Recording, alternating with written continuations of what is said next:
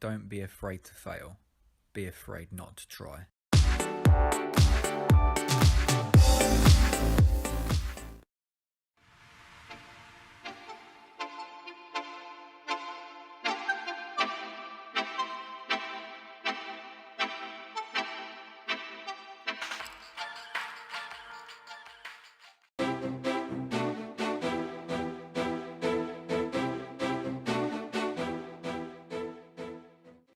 Gym mistake number one, not tracking calories, not tracking macros.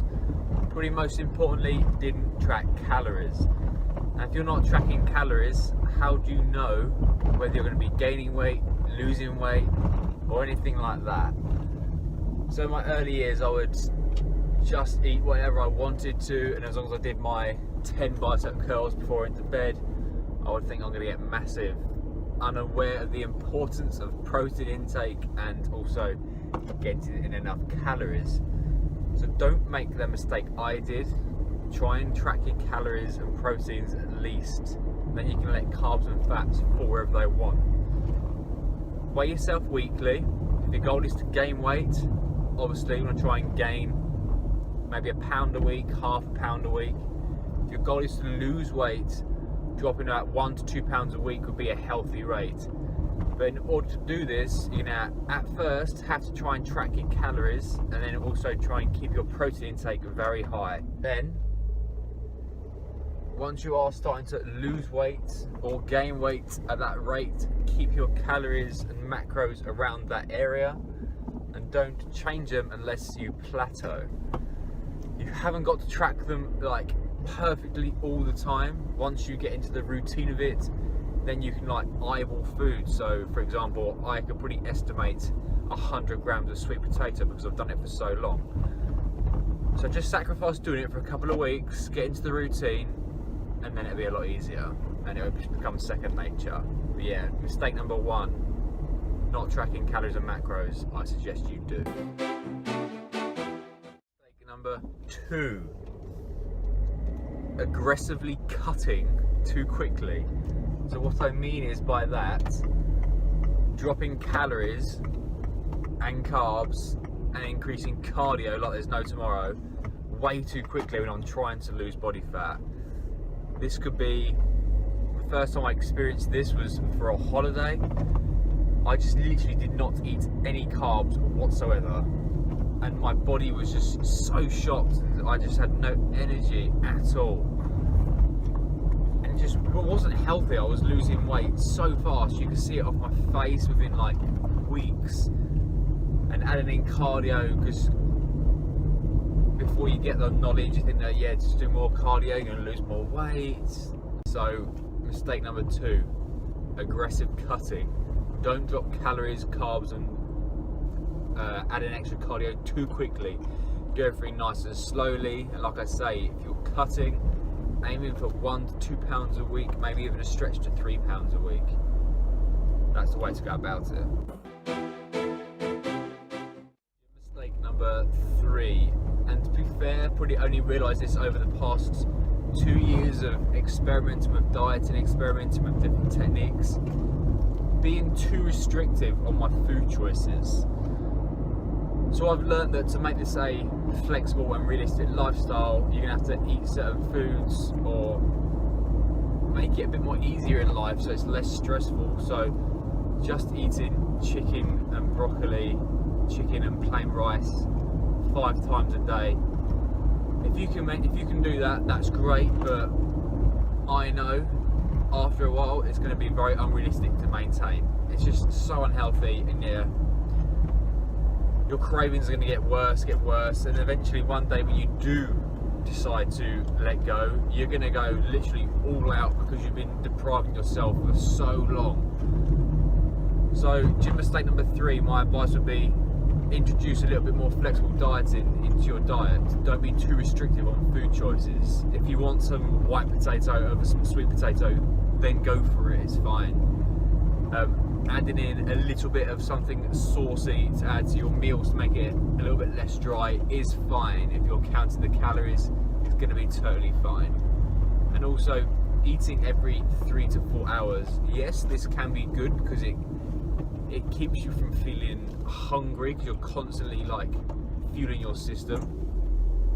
But if you happen to not eat for like 4 hours, 5 hours, don't worry. You're not gonna muscle is not gonna fall off you.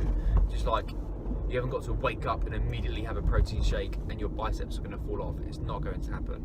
So be a little bit more flexible in your dieting, make it a little bit more easier on yourself, and you'll thank yourself because your mind will be at rest a little bit more rather than stressing about preparing all your boring, all your bro foods. So be a bit more flexible. Mistake number 4, not eating fats in my diet. Again, this is very early on for me. Before I started out getting some knowledge and knowing what I was doing, I had it in my head, and I'm sure many of us do at first, not eating fat. Eating fat will not make you fat. Overeating will make you fat. You need healthy fats in your diet for like skin repair, nail growth, anything like that. It's also an energy source as well. You just need these healthy fats in your diet. Otherwise, you're going to start to see things like dry skin, more fatigue, everything like that. So foods like avocado, nuts, peanut butter, oily fish, you need these essential fats in your diet to maintain it, just a healthy body, healthy immune system and everything like that. So mistake number 4, do not cut out fat entirely from your diet. Yes, you can limit it, because if you're doing an intense dieting phase and you're restricting your calories, okay, you've got your protein intake, that's fine, you know what you're hitting. And then if you're restricting dieting and in a calorie deficit, you'll probably want the bulk of your calories to come from carbohydrates as much as possible, so you can fuel yourself and just so it improves your mood. So yes, you can lower fats, but I would say you need a little bit of healthy fats in your diet. But it's also personal preference. For me personally, I do like to keep my fats a little bit higher than most recommendations. So some people say 20% of your diet should be fat, 25%. I think I push it around 30% sometimes, because I love my peanut butter, and if I didn't have that, then I would go crazy. So number 4, make sure you eat your fats. Number 5, when cutting, changing up my training routine completely. There is no reason to do this. You haven't got to do this, at least on the early stages anyway. So in previous times, let's say when I'm getting ready for a holiday and I want to get absolutely shredded, I've completely changed my training from doing some progressive overload, gradually building my strength up weekly, tracking all my lifts, all my compound movements, and then randomly just stopping all of that all together, and then just doing supersets, just doing drop sets, literally lifting weights until I literally could not lift anything anymore. Meaning that my strength went down. I was just absolutely shattered within half an hour, because I was just trying to go absolutely mental in the gym, doing supersets and drop sets and triple sets and giant sets. And this is great occasionally to shock up the body, but if you're doing it all the time, it's just going to get too much.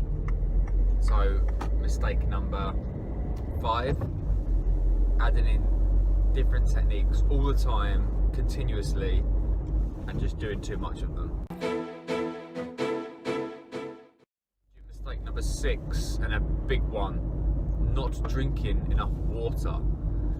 So in my previous years, I would go to the gym, and occasionally, if I got a headache or I just felt fatigued really quickly, I would wonder why. Now, I did a few things originally to try and change it. So I had like a bigger carb pre-workout meal, ate a little more protein, but at the end of the day, it was just because I was dehydrated. Obviously I did have a little bit of water before I trained, but these days I ensure I get a good couple of pints in before I go to the gym, good 2 litres during the gym, and then at least another pint after the gym. And this is not including my other water intake throughout the day. So daily I'm putting in at least 5 litres of water a day. and obviously stuff like headaches, fatigue, it's not as bad anymore. Obviously fatigue is still there because I'm in a deficit of calories, but in terms of headaches and just feeling like absolute crap, it doesn't happen because I'm hydrated. If you've got a dehydrated muscle, it's not going to perform 100%. So number 6, make sure you're drinking enough water. Mistake number 7, and another big one, knowing when to stop when you've got an injury. So in the past I've had quite a few, it's mainly shoulder injuries, touch wood at the moment, I've got no injuries. Shoulder injury, and I would just train through it and it would be painful, and I just kept it, it'll go away, keep going, and it didn't. And the consequence was I had to have around 4 months of training because I'd gone through the pain so much, made it worse. And in the end, was it worth it? No, it wasn't worth it, because then 4 months were very, very depressing. If you take the gym out of your daily routine, then you find yourself with 2 hours throughout the day, you go, what am I going to do with myself the rest of the day? It's something, it's like that, and it's mentally challenging. So knowing when to stop, I would suggest if you get an injury or you get a slight pull or a strain, just stop doing it. You can work around it easily. So whenever I get a strain or a little niggle somewhere, like for example my legs, I'll just take a week off the squats, take a week off the deadlifts, just concentrate on some isolation movements, some smaller movements, some less impact stuff. Avoid doing anything like running, for example. If I had a shoulder injury, I would just work around that, do exercises that don't feel painful.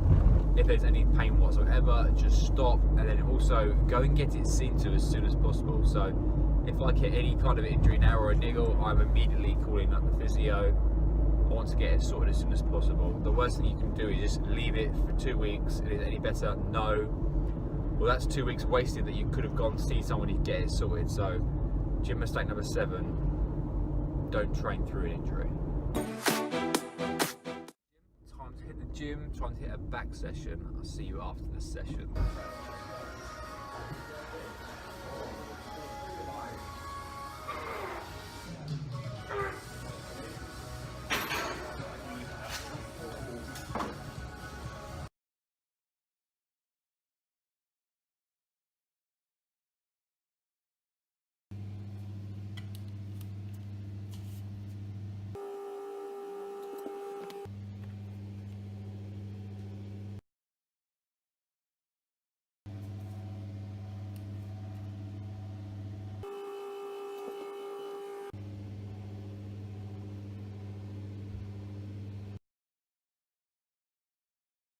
Okay guys, this week's physique update.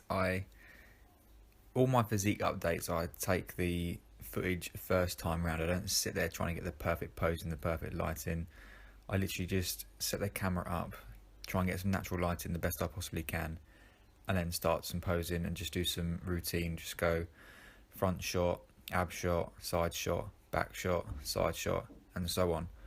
This morning I felt a little bit bloated for some reason, maybe because I had a late dinner last night, but if I didn't do it like I have been doing it, it wouldn't be a true reflection on how my physique update is looking. So I want to keep this as natural as possible and just be real with you guys. So yes, this is me first thing this morning, no pump, nothing like that, just woken up, straight into posing.